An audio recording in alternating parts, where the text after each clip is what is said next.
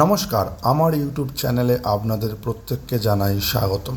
আগামী 10ই জুলাই রাহু নক্ষত্র পরিবর্তন করতে চলেছে।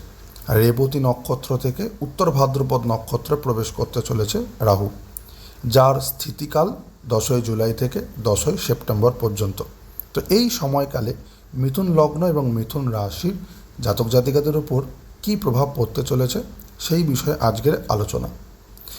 মিথুন রাশির জাতক জাতিকারা যারা পড়াশোনা করছেন, বিশেষ করে ছাত্রছাত্রীদের জন্য এই সময়টি খুবই ভালো।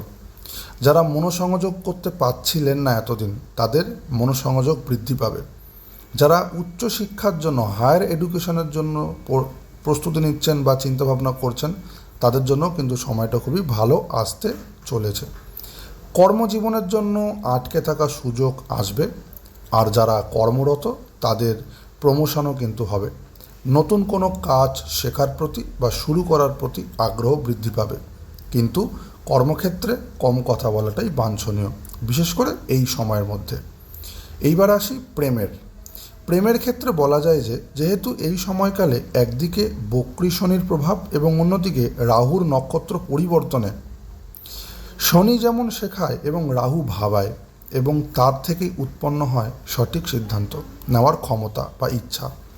বোধগম্য না হলেও এই সময় আপনাদের অনুভব শক্তি বৃদ্ধি পাবে বা আপনাদের কিছু আলাদা অনুভব কিন্তু দেখতে পাবেন আপনাদের জীবনে। বিবাহ ক্ষেত্র নিয়ে এবারে বলি, যাদের বিবাহ হয়নি বা যারা নতুন বিবাহ করতে চাইছেন, তাদের এই সময় টানাপোড়েন চলতেই থাকবে। বিবাহিত জীবনে এই সময়টি খুবই সাবধান।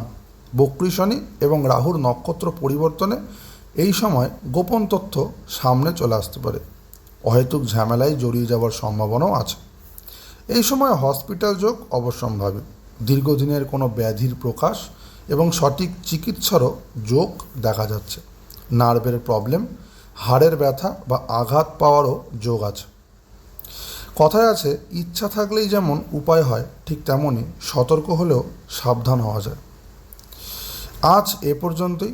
পরবর্তী গ্রহ এবং নক্ষত্র পরিবর্তনে কোন কোন রাশির কি ভালো কি খারাপ ফল প্রাপ্তি করতে চলেছে, ঠিক সময়ের আগেই আমার চ্যানেলে আপনারা ভিডিও আকারে পেয়ে যাবেন।